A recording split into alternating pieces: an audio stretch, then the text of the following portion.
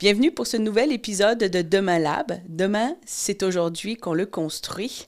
Alors, c'est le podcast qui explore les idées et les actions, justement, qui sont nécessaires pour façonner un monde meilleur.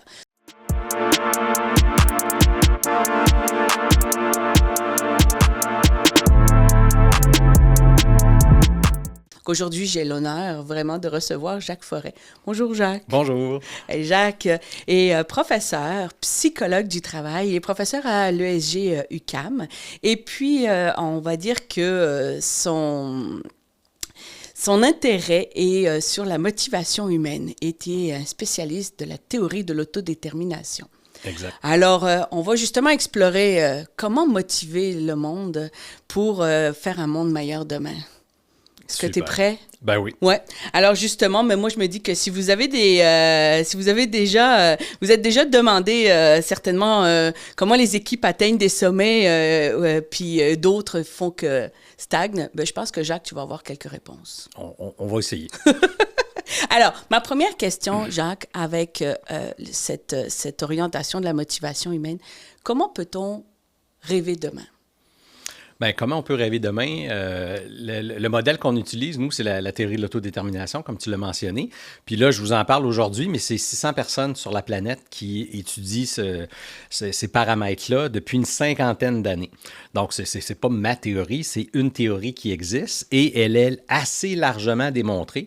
La beauté de la chose avec la recherche, c'est que c'est autocorrectif. Donc, si on se trompe, on fait d'autres enquêtes, on regarde les résultats, puis on essaie d'ajuster. Donc, ce que je vais vous présenter aujourd'hui, c'est ce qu'on sait de mieux pour le moment. Puis moi, c'est là-dessus que je me base pour essayer de créer justement, là, comme tu le dis, demain, là, un demain qui est meilleur. La théorie de l'autodétermination, c'est 6 mini-théories, mais il y a 2 morceaux qui sont plus importants à comprendre.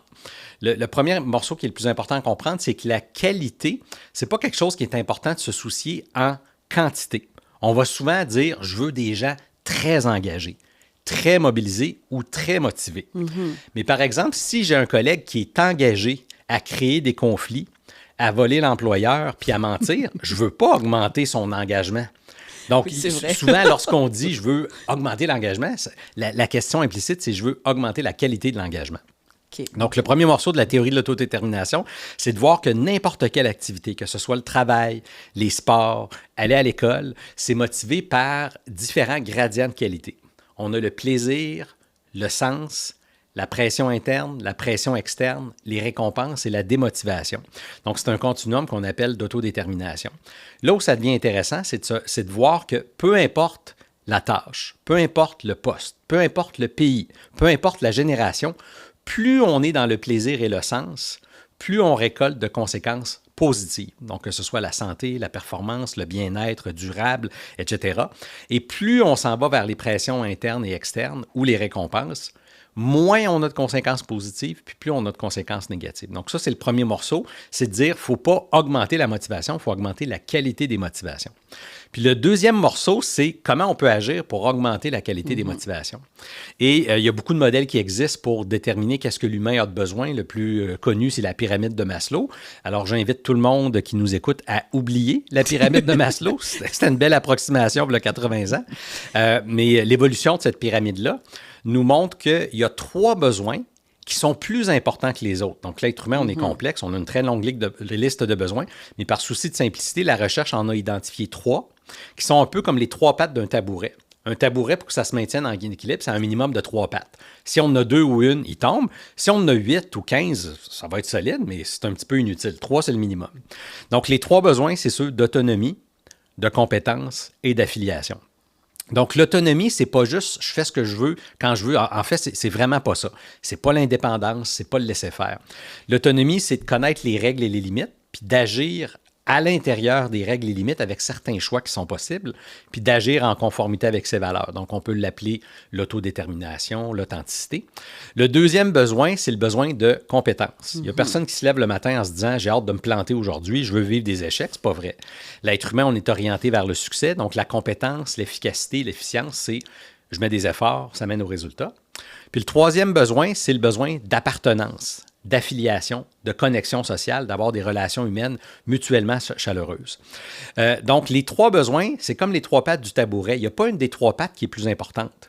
Il peut anecdotiquement avoir une patte plus grosse, une plus petite, mais un minimum de 3 pattes assez présentes va maintenir l'équilibre. C'est la même logique avec la qualité des motivations humaines.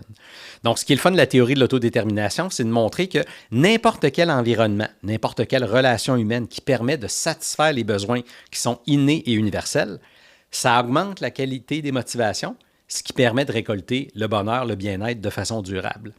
Plus les environnements ou les relations vont insatisfaire ou frustrer ces 3 besoins-là, moins la qualité des motivations va être bonne et plus il y aura de conséquences négatives.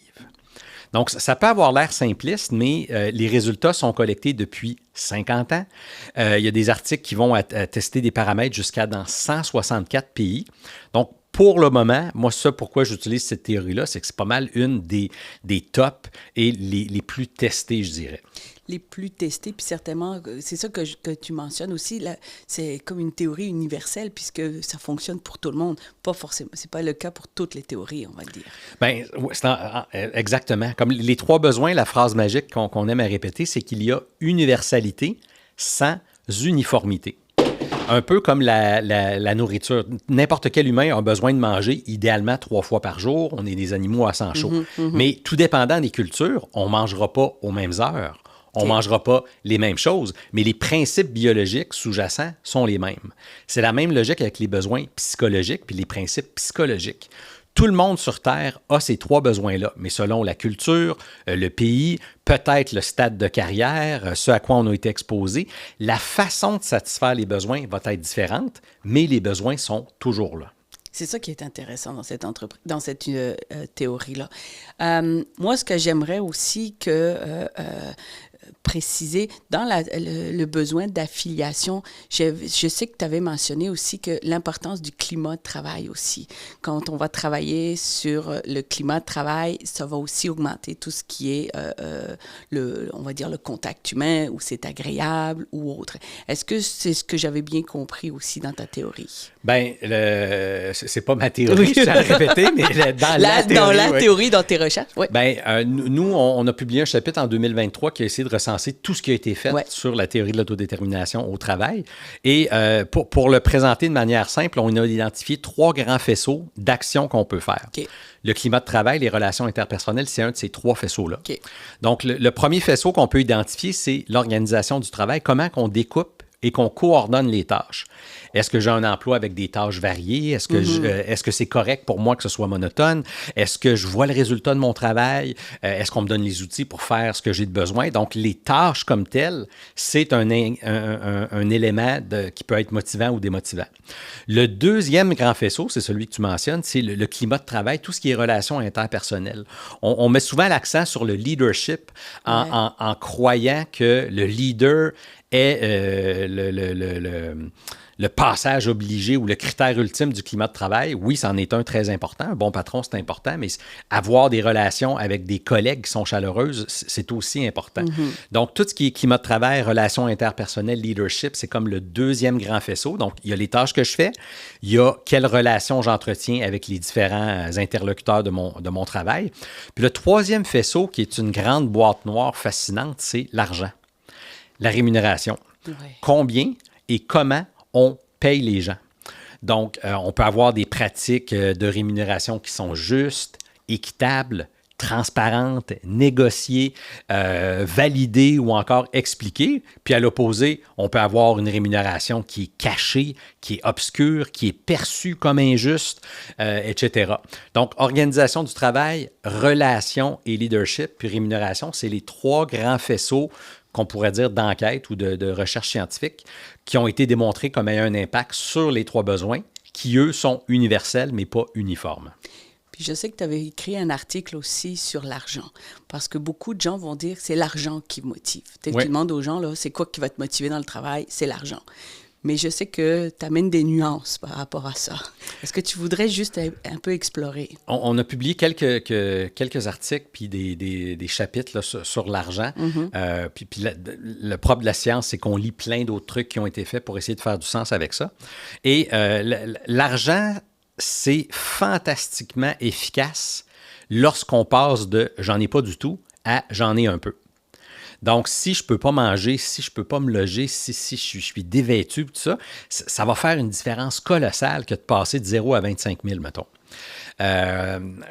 Mais passer de 1 million à 1 million 25 000, l'utilité marginale de l'argent va être moins grande. On comprend ça un peu intuitivement.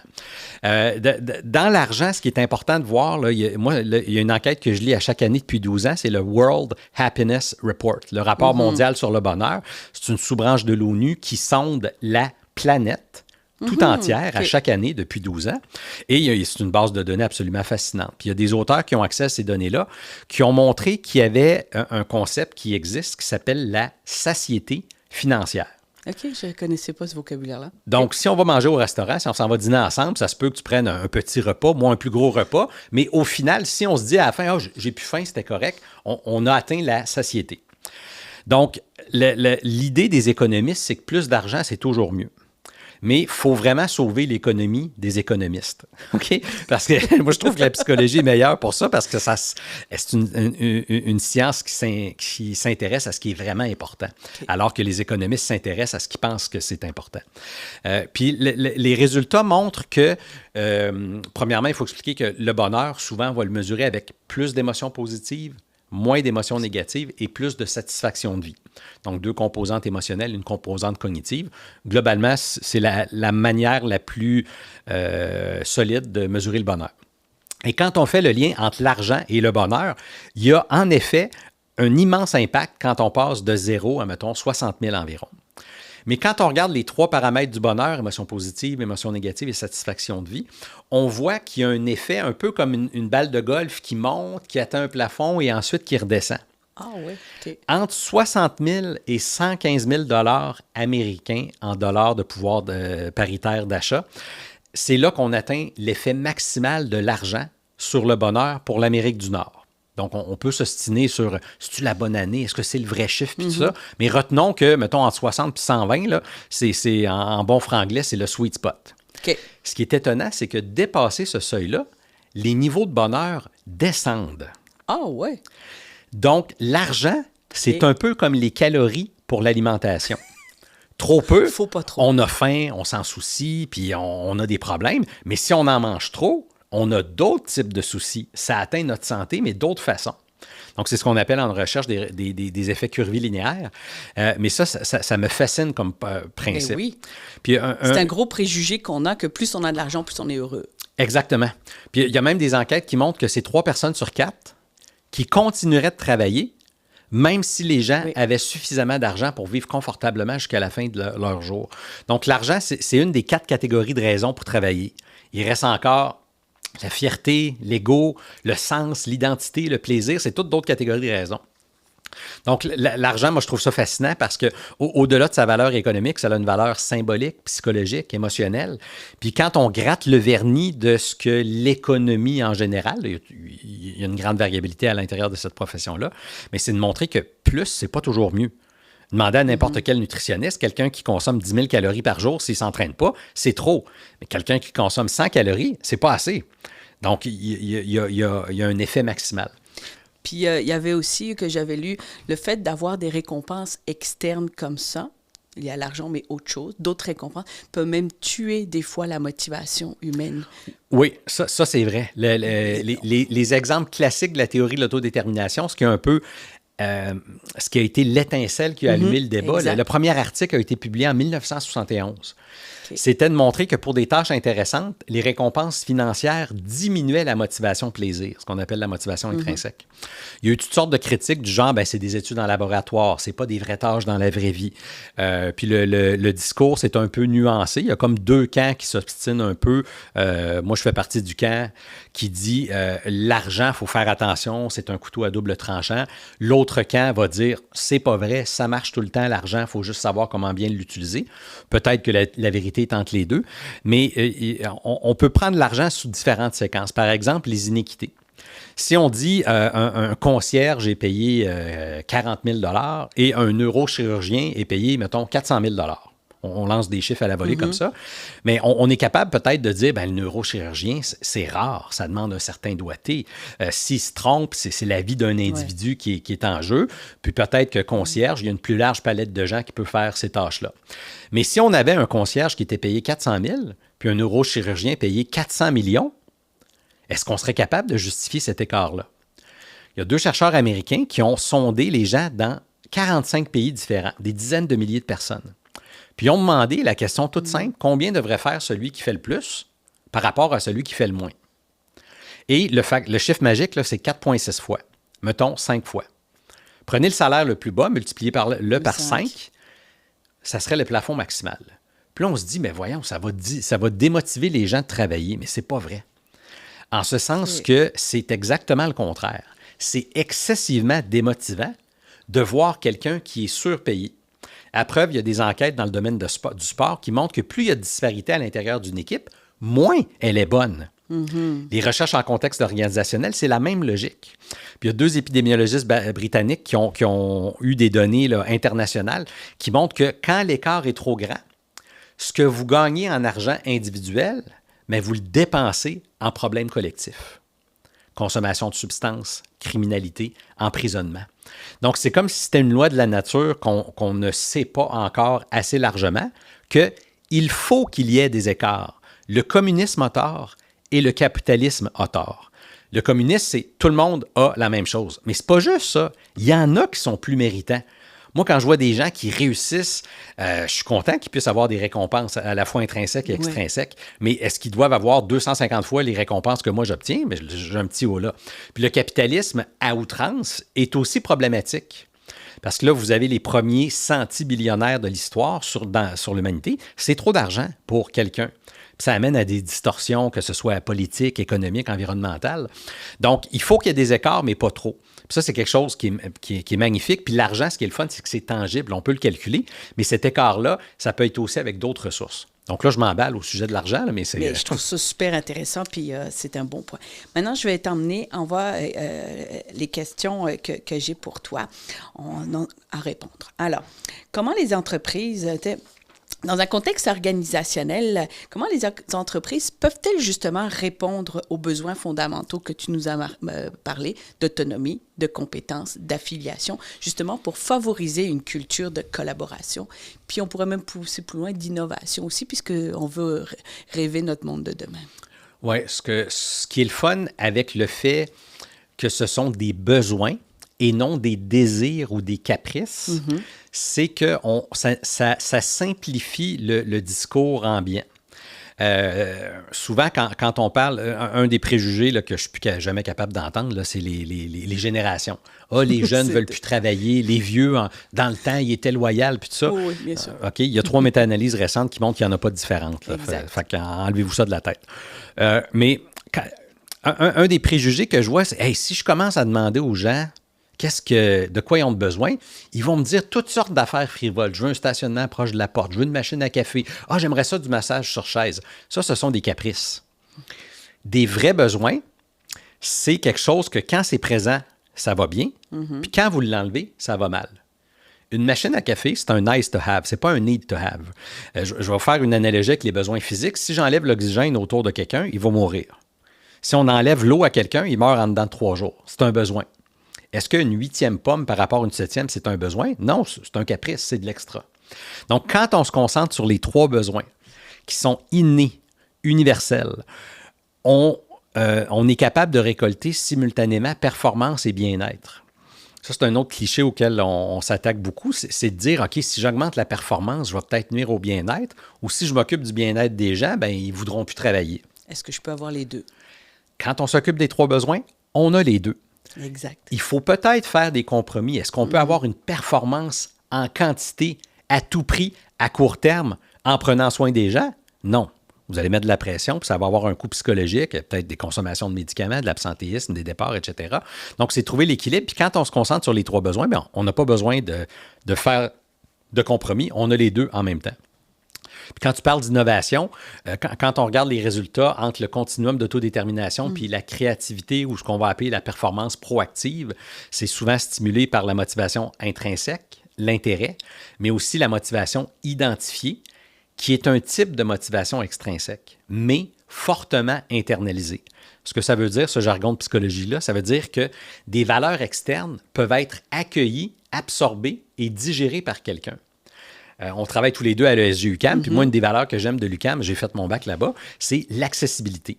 Tu sais, l'Université du Québec à Montréal, c'est une université d'État dans la métropole, pour dire, t'es jamais à l'université, bien, tu as une chance ici, viens-t'en. Ça, c'est une valeur qui appartient à l'UQAM, mais j'ai décidé de l'absorber. Fait que c'est une motivation extrinsèque en moi, mais j'ai décidé de m'identifier à ça.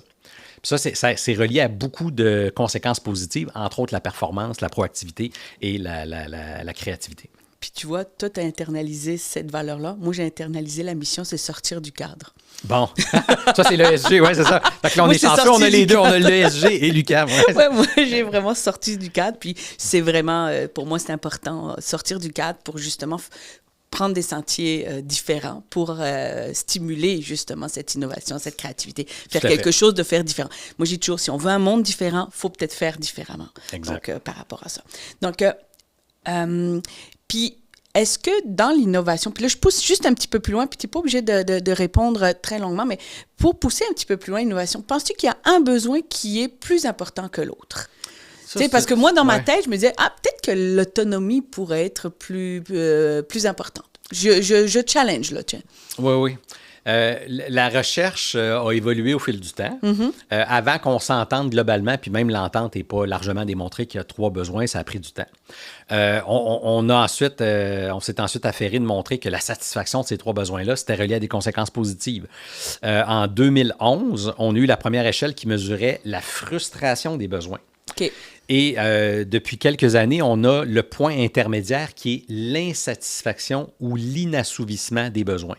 Oh, OK. Donc, puis c'est comme une gradation. On peut être satisfait, insatisfait ou frustré. Donc, le fait d'identifier 3 besoins puis de voir toutes les gradations, ça a pris des décennies. La question que tu me poses, c'est y a-t-il un des 3 besoins qui est plus important pour certaines conséquences par rapport, par exemple, à la créativité? Ça, c'est peut-être un peu moins clair, mais il y a des enquêtes qui essaient de tester ce qu'on appelle des effets d'interaction entre les besoins. Par exemple, tu es excessivement compétent. Les gens te font confiance, donc tu as la compétence puis l'affiliation te satisfait, mais on ne te donne aucune marge de manœuvre. Donc, ton talent ne peut pas s'exprimer malgré la confiance, ça va brimer. Un autre exemple que j'aime prendre dans mes formations, c'est le permis de conduire.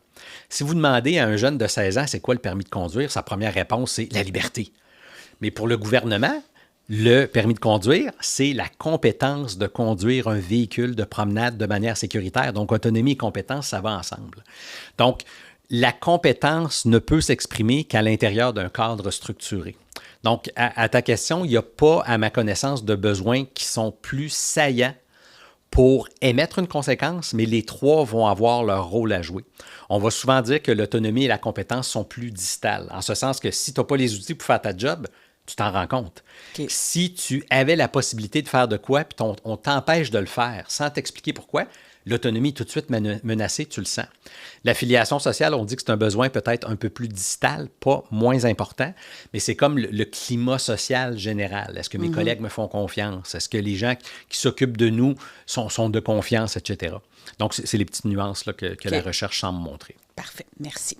Ma deuxième question. Il y a de nombreuses organisations qui cherchent justement à améliorer l'engagement. Tu sais, on a plein de sondages d'engagement ou autres.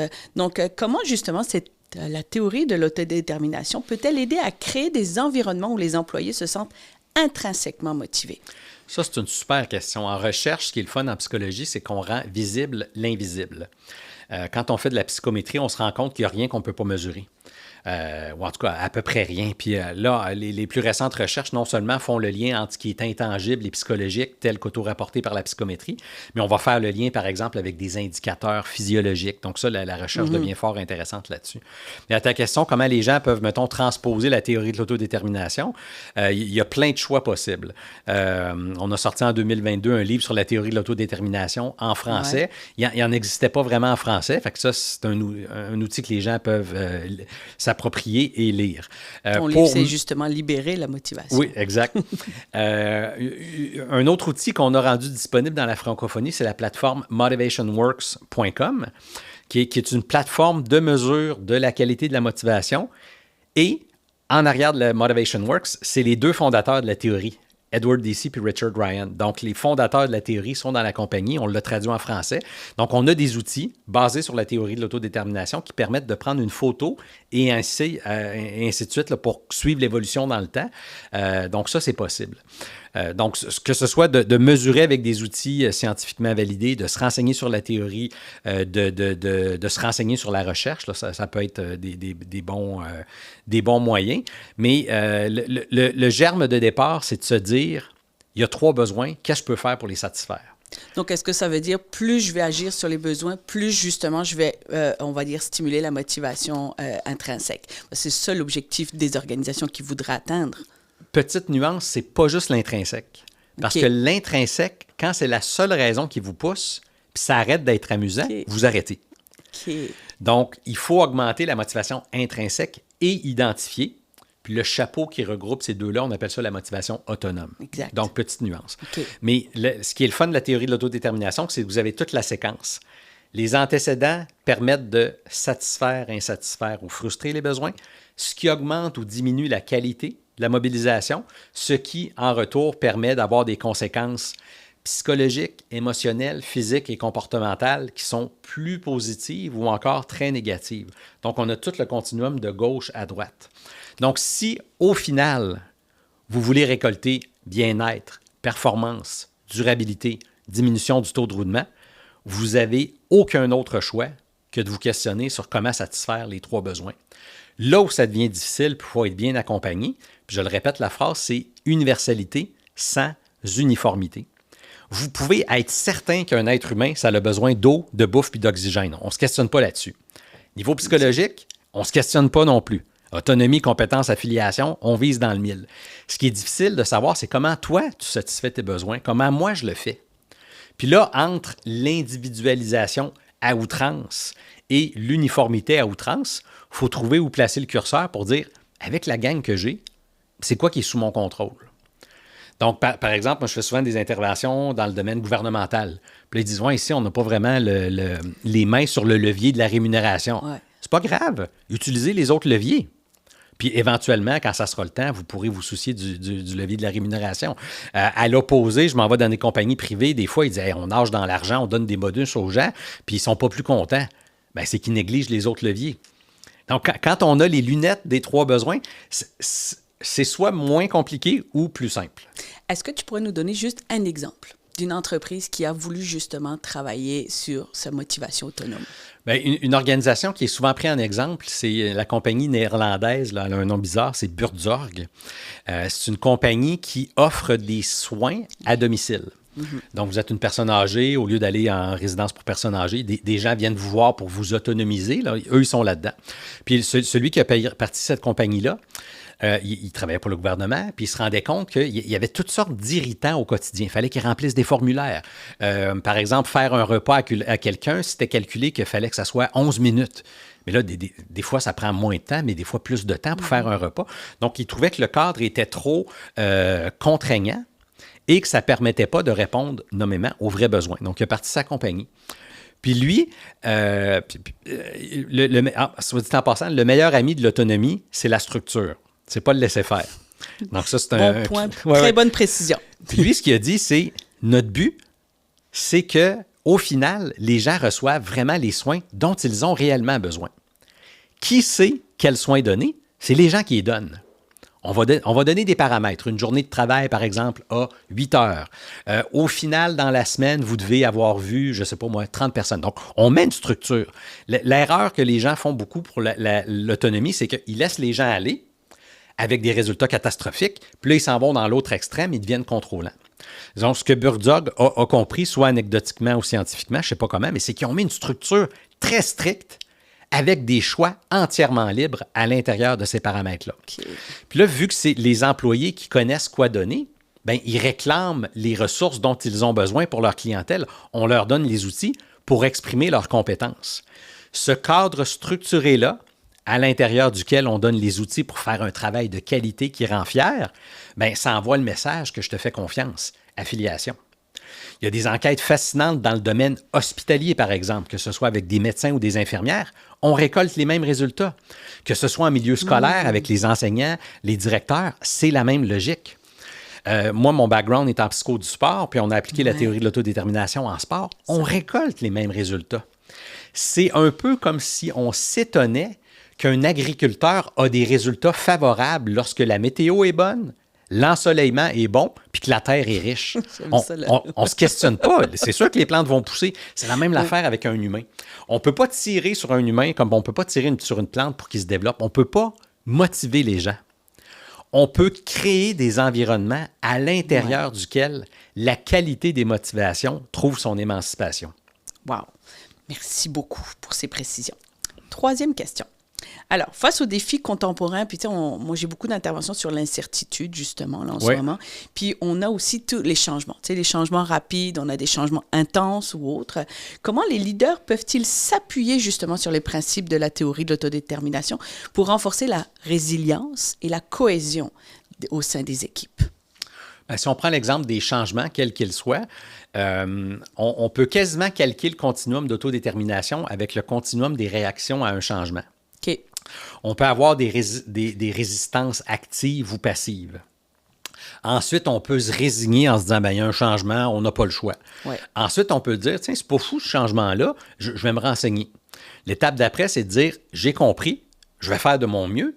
Et l'étape finale, qui est utopique de penser que tout le monde va se rendre là, c'est, hey, non seulement j'ai compris le changement, puis je l'accepte, je vais être un super utilisateur de ce changement-là, puis je vais aider les autres. Donc, on peut quasiment calquer les deux. Donc, n'importe quel changement, que ce soit un changement d'habitude individuelle, par exemple, moi, l'an passé, j'ai commencé la course à pied. Je détestais courir. Je trouvais ça absolument épouvantable. Je trouvais ça plate. Et je me disais, OK, tu sais, j'avance en âge, je vais être en forme, tout ça. Puis là, tranquillement, j'ai absorbé ça.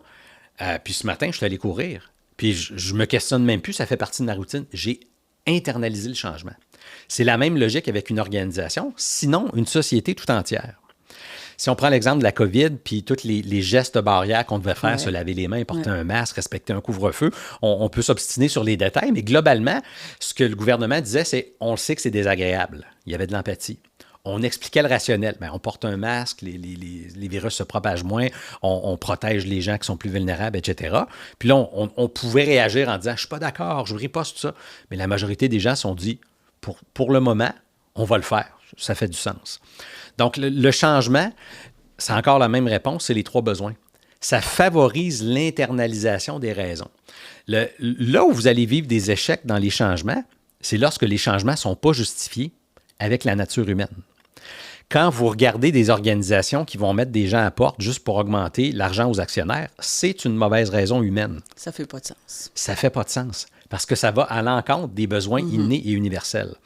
Un champ de recherche, moi, que je m'apprête à explorer pour demain, c'est justement le revenu universel de base inconditionnel. Okay. La première enquête qui a été faite sur le revenu universel de base inconditionnel, ça a été fait dans un pays qui s'appelle le Canada. Ah, oui. C'est au Manitoba en 1976. Okay.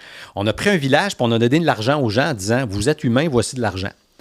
Le nombre de conséquences positives que ça a eu. Les gens allaient plus longtemps à l'école, consommaient moins de services sociaux, ont retardé l'arrivée des enfants, ont eu des enfants de manière plus désirée que par la chance, etc.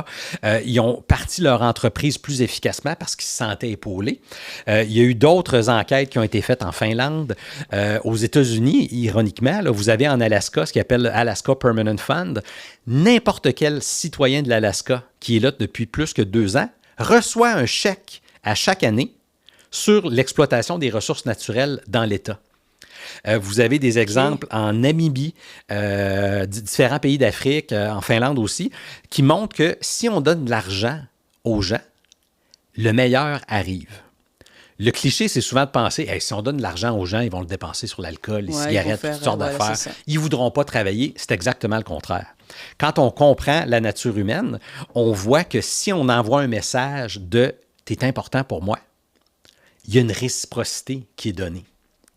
Okay. Donc, quand on sait que les 8 personnes les plus riches sur Terre ont autant de richesses que la moitié la plus pauvre de l'humanité, il y a un problème. Là, je m'emballe encore, là. Oh, oui, Mais en gros, lorsqu'on comprend la vraie nature humaine, c'est là que c'est plus facile d'intégrer des changements. C'est plus facile de faire face aux défis sociaux, etc. Même avec tous ces changements qu'on opère en ce moment, parce que là, on parle même de fatigue. Des fois, les gens sont fatigués de tous ces changements-là, de cette intensification, même des fois des changements. Tu sais, on parle de transformation numérique, on parle de, tu sais, d'organisation VICA, tu sais, tous ces mots-là. Donc, les gens,